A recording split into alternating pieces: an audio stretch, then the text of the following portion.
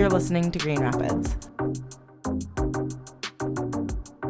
Hey, my name's Nancy. And I am Erica. We are your hosts and climate justice organizers. We work with the Urban Core Collective doing climate justice, and we are super excited to get you informed and to learn with you along our journey in our podcast. Yeah, so as Erica just said, we did start this podcast as a learning journey because there's so much to know about climate change and climate justice and all these things that are happening in the world, although we really, really want to focus on the Grand Rapids scene. Yeah, absolutely. I mean, we live in Grand Rapids. We love this city, but also sometimes it's just so hard to stay connected with where you live. And although the entire world in the United States is very important, the decisions we all make here individually, I think, are going to make a large impact. Yeah, and then especially because Grand Rapids is sort of a hub of change for Kent County. We're a fairly progressive city, so we want Such a good way of putting it. I'm sorry, a hub of change for Kent County. It is. Like, I feel like we really, like, are the center from which, like, change, like, emanates and, like, spreads, right? Like, I mean, I live in Wyoming, full transparency. So, and there's not as much of, like, that level of civic engagement that Grand Rapids has, right? Okay. So things that happen in Grand Rapids slowly bleed out into cities like Wyoming, like Kentwood, like Walker. So that's why doing this work is so important to me. And also, like, even if you're not in Grand Rapids, but you're in a nearby city, like, this information, a lot of these opportunities are open to you as well. Totally. And, like, as you're saying this, I'm realizing, too, like, how many parallels we see between cities like Detroit and then things that we might experience later in life, or cities like Chicago. We have to take into account for why they have the experiences they do, and then maybe see how that can be mirrored in our experiences, how we can learn from their mistakes or from things they've done right. So, yeah, I'm really excited. Me too. So to start off, we want to kind of tell you a little bit about who we are and what we do. So as we said right at the top, we work for the Urban Core Collective, and the Urban Core Collective is a organization that's all about catalyzing social justice and, like, radical change. So we're really big on our community building and resistance through relationships. Yeah, and also I think avoiding the redundancy sometimes as organizers and community work, you want to take care of everything, or sometimes you forget to see what other people are doing. And so hopefully we can kind of build that connection between what other organizations are doing so that we can get them informed, as well as the people who need to lean on those organizations or want to volunteer with those organizations. And yeah, I love the message of Urban Core simply because even just our work ethic, the way that we do things there, it's definitely progressive, and I'm looking for that in all ways. Yeah, and one of the things that we really want to focus on doing too, like Erica said, to avoid too much redundancy, is to amplify what other people are doing. Because I feel like a lot of times we're all so busy doing, like, our separate efforts, and, like, obviously the separate efforts are fine, but then, like, it's, like, so much, like, movements can be so much stronger if we all kind of, like, rally behind a cause or a group or a community, and then kind of, like, just, like, unite all of our efforts that way, instead of just having all these, like, teeny meeny little efforts. We're all singing the same song. We're all singing the same song. Yeah. But, like, we need to get together and make that choir. Let's get this people's choir going. Let's go. But I think Nancy and I are really excited to take this podcast into another, like, understanding, really centering around the climate and solutions there, as well as, again, learning while we go. And our work is funded by a grant called the Midwest Democracy Pledge. And that pledge is meant for us to help educate the public and then hopefully increase the voter turnout, especially in frontline communities, which is going to be, like, a big focus of this podcast too. Yeah, and again, I think we should talk about what frontline means, which is actually typically referred to as a military term. The first people who face those attacks, and they're really the ones who are most in danger. And so when you break down the word frontline, it really does resonate because the reality is living in an unsafe neighborhood means so much more than violence. That can mean your air, that can mean the food that you have access to, that can mean the amount of education that you're going to receive. that can all be very detrimental to your experience. Mm-hmm. And like we all know about like the water crisis in Flint, right? But like for example, there's not enough conversation about the PFAS contamination in like the Black Hills and the Roosevelt Park neighborhoods. So things like that, where we see that lower income neighborhoods are most severely impacted by a lot of the pollution by manufacturers in the industry. Absolutely. And typically, I mean, are they also not the ones that are working those jobs? So you can't really escape it sometimes. And I would just like more transparency and information about what it means to live in those neighborhoods or work those jobs or to visit a park down the street from it. Do we want to talk about who we are a little bit? Just a little bit. Yeah, cool. Okay. It's my time to shine. Yeah, let's hear it. Because let me start off by saying Nancy, like who she is and where she comes from is just way cooler. I just want to skip over mine completely. So Nancy, where are you from? So I'm from Long Beach, California. Although I was raised in like the city of Compton. Represent. Yeah. I don't represent, but I wish. But yeah, so I grew up in California, and that's when like it's like Long Beach is a pretty progressive city. So like I grew up basically caring about cleaning up our oceans because I was right next to it, Right. and cleaning up the beaches and like preserving a lot of our natural floral and fauna. And then coming to Michigan, like I really fell in love with how much natural space there is here, just because like California, like the area that I grew up in was so urban, but so like I feel like we want to preserve Michigan's beauty, right? Like it has such a big like just natural draw, like in terms of like all these like magnificent outdoor spaces. So. Well, even in the city, like when you drive into Grand Rapids, you just see like almost like clouds of trees. Like, and there's not a lot of cities that will give you that. Yeah, like we were in Chicago a few weeks ago, and let me tell you, the tree scarcity is real. We love Chicago, but bring back some trees. Put some plants around, please. Yeah, and not pretty grass. Like you have to water that. It was all dead. Grass isn't pretty to start with. Let's get some wildflowers. Yeah, let's do that. So I'm from California, came to Michigan. I'm an artist by training, specifically in metals and jewelry. But I am also kind of like a multidisciplinary artist, so I do a bunch of different things. And I used to work for the library, so I'm really big on books and reading and literature. And any other fun facts about me?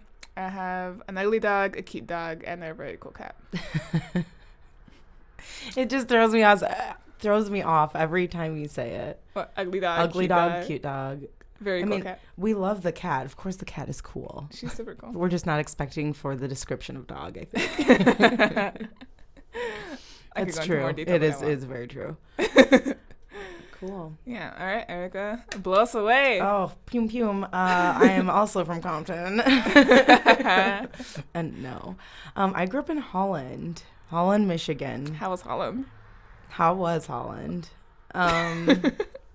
It's an interesting place. I think it's beautiful, right? Like touching on nature. I think I love nature because I grew up around it. My dad would take me on hikes when I was younger. My mom, we would be at the beach all summer. Nice. My grandparents, like growing up in Michigan, my grandparents had a place in Alpena. So I think nature is something that's always applied in my life naturally, just because of where I grew up. But I think that definitely changed my perspective on how people see me. And so that's just a totally different area of understanding of being a person of color.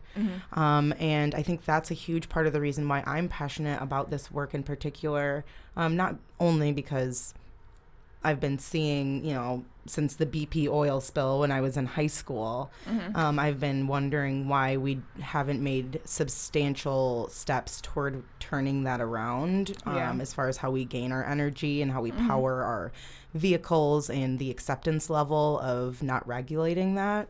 That's always confused me. But then also like the clear disparities between what people of color might face, right, or just how looking different can determine a lot of different things for your life. So it's a beautiful place. Yeah. I really do love it. And I think it's given me a lot of different bits of myself to appreciate as well. But I live in Grand Rapids for a reason. It's a bit more diverse, right? It's so much more progressive. Grand Rapids loves art. Yeah, and as an artist, that was a big draw for me for coming into the city. So I think like people really do support arts here, and I would personally like to see maybe our larger art installations include more local art. Yeah. And paying them equally for that local art. But totally, it's a good start to at least have some features, or to be a city that features that widely. Yeah. And like something that we're also doing well, like surprisingly well almost, is that we have a really strong environmental scene too. Yeah. And it's just like who is in that environmental scene is what's kind of changing right now, I think. I mean, more people who look like us, but I just think the climate's kind of trending as well. And so a lot of work is being woven into it, climate-based, environmental-based. And, you know, I've been living in Grand Rapids, like in this area, at least for about 5 years now. And I've always been really big on, like changing, you know, saving the planet and, like, trying to go zero waste and, like, planting my native garden and, like, doing all these things that I felt were, like, the right things You're to do. on it, dude. You are. Thanks. I try. Obviously, none of us are perfect. Like, a lot of food still comes in plastic, which is terrible. But anyway, but, like, I was going out of my way to try and find ways to get more involved, and I very rarely found ways or like places that were welcoming to me as a person of color trying to do this work. However, when I started working for the Urban Core Collective, Sergio introduced us to a bunch of other organizations that are also doing really similar work. So it was actually like a really pleasant surprise for me to know that like West Michigan had so many like environmental organizations. Yeah. And that's part of why we wanted to start this podcast and introduce you to some of these organizations. We'll introduce you to the organizations, the work they're doing, some of the city planning meetings that you can go to. Like last night we went to a master planning meeting, and it's so great to be involved and to see so many people come out and really give their input. But are they not? I mean, not all of them, but a good portion of them are still organizers. And I think that's also something we want to make sure that we feature here is keeping you looped in as much as we can on when to show up to board meetings, or, you know, when the school board meetings are happening, or when commission meetings are happening, or a good time for you to give input at a master planning or a Reinvest YAR event, whatever it may be. I think that's important because I didn't really know about that stuff before I started working. I had no idea. Yeah, like I had no idea I could just go up to like, you know, commissioner meetings and just like tell them what I want as a citizen. Like that was so wild to me. Yeah. And that's really like one of the most important things you can do, and just like let your representatives know like what's important to you and like what you're thinking about, and what your priorities are. Beyond priorities, what are you passionate about? I also really like I love food. I mean, you've learned this about me. Nancy loves food, which is climate ties in, but you love food. I love food so much. Somewhat related to that, I do also care a lot about like food justice and food sovereignty. Yeah. So over the summer, I also work as a community gardener and a farmers market manager for a small local neighborhood association. And so like that's one of the ways that I try to like educate my people, and by my people I mean people that live in my neighborhood. Yeah. To a lot of them look like you though. Yeah. To like, oh, and by the way, I'm like Latina, so. Yeah, you might not be able to tell because you're just hearing us. You can't see us. I hope you wouldn't assume, but I did mention being a person of color. I am Black and white, which is the way I think I resonate with saying that. Some people might call it African American and Caucasian. Those are my terms. That's a lot of words. What are your terms? Just Latina is fine, or Latinx. Or Chicana. I really like Chicana. We love Chicana. We also love Chicanx. Chicanx. That has a vibe, That right? is such a vibe. Wow, I love that. It brings the West Coast to you, doesn't it? I love that. Represent Compton. No, we're your ancestor, like your indigenous culture. Sure. So my indigenous culture, way back in Mexico, my parents hail from a state called Yuriria, or Guanajuato. Yuriria, Guanajuato. I think the state is Guanajuato and the city is Yuriria. But anyway, and the people that were there, and like the indigenous people, are the Purepecha, and that's part of what I'm blended with. So woohoo! I love that you know that. I think it's so important that you know that because I think we've talked about this a number of times. I could not tell you. I mean, I could tell you that my people were in Mississippi, likely. I could probably look up the farm that's associated with my last name, which I've done before. But otherwise, I couldn't tell you like what tribe in Africa I came from or what country in Africa I came from. And so I really adore that about people who have that tie to their culture. I think it's just so important. And there's like dozens of countries in Africa to like not even know, like I could like if for me it's like good enough if I knew what country my ancestry was from, because I'm born here, but then to also be able to pinpoint it to like city, state, indigenous group, like to me that's really valuable to know, just Absolutely. because colonialism has taken so much of my cultural ancestry. Well, so and it allows for you to I tap in. Like you can easily, and especially with the day and age that we live in, obviously you can find any information, but you can easily like tap into that. Yeah. So what drew you, Erica, into environmentalism and climate justice and social justice, really? It's so woven into my existence. Okay, but I was gonna say, like, is this such a bad question? Like, is that like a duh question to ask like a person of color? I think I kind of sighed because I'm like, you kind of have to, right? There's so many. You kind of have to, but also it's really easy not to. Like before this, I worked as a receptionist for 8 years in different places in holistic health, which I think formed my brain around different options outside of what we're given conventionally as far as like how to get food, right? Like, and why it's important to not get food that's been mass produced. Yeah. Or like super overly processed and all that. Or how your environment can directly impact your health. And so I think that kind of wove into my interests along with things like seeing these natural I mean, it's not a natural disasters, but these disasters against nature when we talk about like oil spills and stuff like that. You could call them an unnatural disaster. An unnatural disaster, exactly. And so I think it is just being who I am, but also I had a lot of opportunity to not do this. I personally would love to give people all agency and freedom over the decisions. So I think we should have the ability to gain power, to gain food, to live off of land freely. I think that we should be able to gather water freely.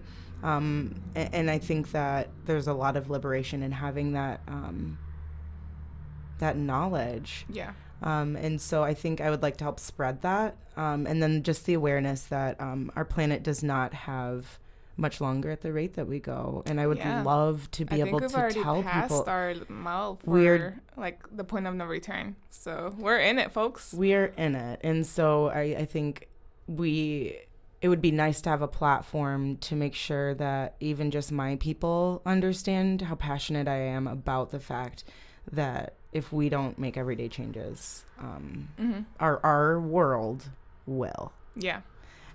And I might not be here for that, but like if I have children. Yeah.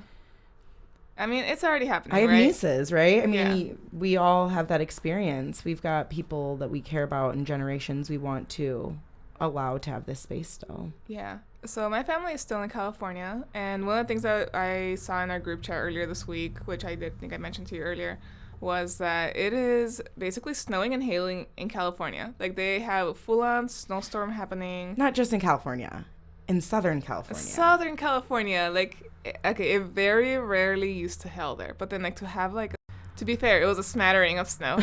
But so like, it's already happening. Like those changes are already sweeping across the country, and we're out of time. And at this point, it's really about like harm reduction and mitigation. And that's when we need everybody to do at least a small part and get involved in whatever tiny way you can. You don't have to change. You don't have to like save the world on your own, but we can save the world collectively.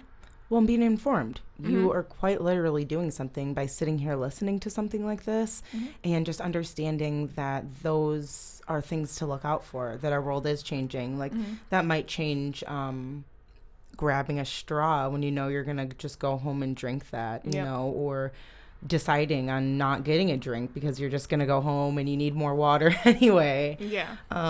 So yeah, I think that is probably how we both got to this point. Yeah. It wasn't like I woke up one day and I was like, I'm going to save the planet. I mean, yes, some days I wake up like, I'm going to save the planet.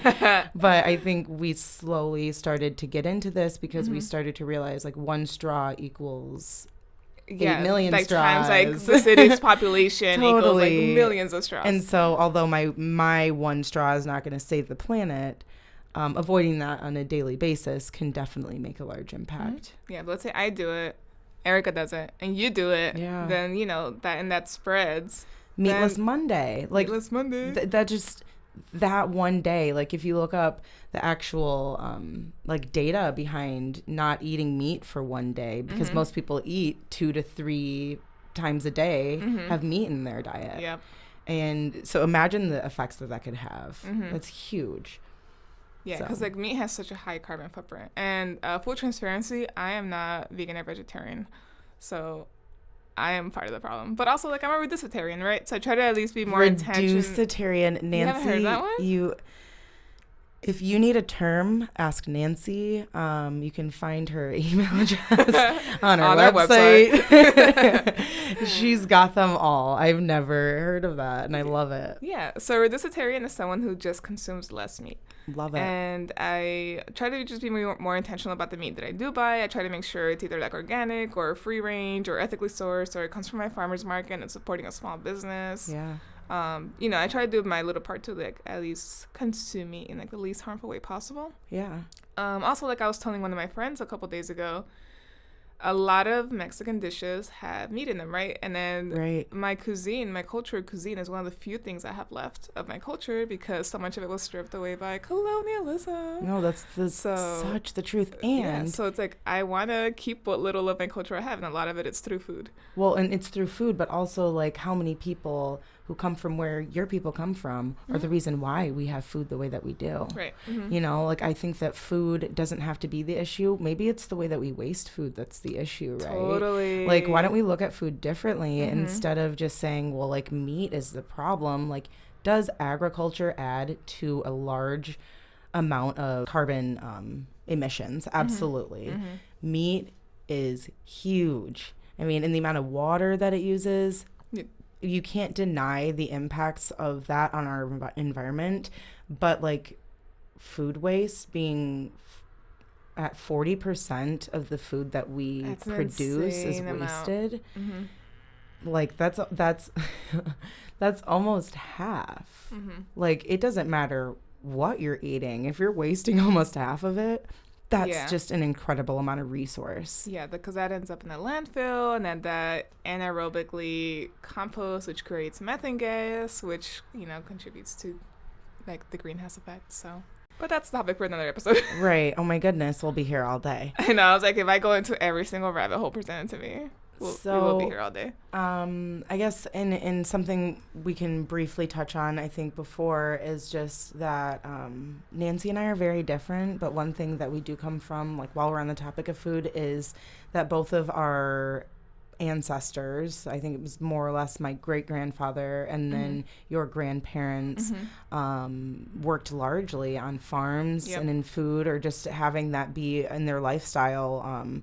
It was a necessity to be able to grow your own food and to have a sustainable space. Yeah, and like living off the land. And because you were living off of your own land, you took like pains to ensure that your land remained sustainable and that you could keep providing for your family for generations, right? Yeah. Like my grandpa he passed away. But like my family in Mexico are still like in possession of that land, right? Yeah. And like they still like live off of it. So and in Grand Rapids, we know that's a luxury to have land. That's a luxury, yeah. Because the city owns the most is the city, and then schools. Second most is Grand Rapids Public Schools. Grand Rapids Public Schools owns the second amount of land. And again, we all know as 30-year-olds, as 40-year-olds, as 50-year-olds, it's incredibly difficult to own a home right now. And so it's incredibly difficult to go to the store and not realize the rising prices of food. I think it's so important that we understand why we have to preserve the land we have, why we have to be very intentional about the food that we have and where we get it from, how it's transported, what it does to our bodies.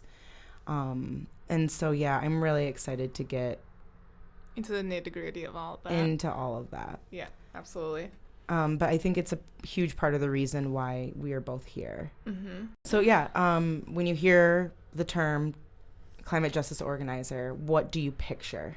Sure. So I think I picture somebody who is talking to the higher ups, whoever they may be, whether that's like city officials, county officials, state officials, federal officials, or I guess country officials, and advocating for what's right? So like, because like, at this point we're still lobbying, or like not we as in like us directly, but like people as a country. We're still lobbying for the interests of like these massive multi-billion-dollar companies, and they are the ones that are kind of killing the planet. So are they? Did you hear? Yeah, haven't noticed. Yeah. So I would say that an organizer is somebody who helps to like raise the alarm, maybe, and also to like unite people and build community and rally people to make a difference and like draw attention to all these issues that are affecting all of our frontline communities. Absolutely. And I would also say maybe just that bridge, like helping creating bridges between other organizations. Totally. Oh, I keep saying totally. Totally is a really good word. I say for sure a lot. That sounds better. All right, we'll switch it up. Next time, in our next episode, I'll be say featuring for the word sure. for sure. For sure. For sure. We'll work on it, and then we'll get like a really good for sure done. No, but I think it is. It's all about those bridges, right? Mm-hmm. It's bridges between organizations, like one to the other. It's bridges between the residents that are needing the services or looking to the organizations for answers. And really, I mean, it's the three words in itself are so self-explanatory. Yeah. Like, we clearly care about the climate, which impacts everybody. I don't care who you are or where you live. Yeah. If we get our water from Lake Michigan and somebody poisons Lake Michigan with toxins or with an oil spill, there's not enough bottled Nestle water with zero mineral value to help your body or to water the plants that you need to eat. And so the climate part, obviously, the justice part is very clear and loud, and I hope everybody understands that. Yeah. And organization, I love something that's organized. But also, like, I like you are organizing queen. I mean, I might be.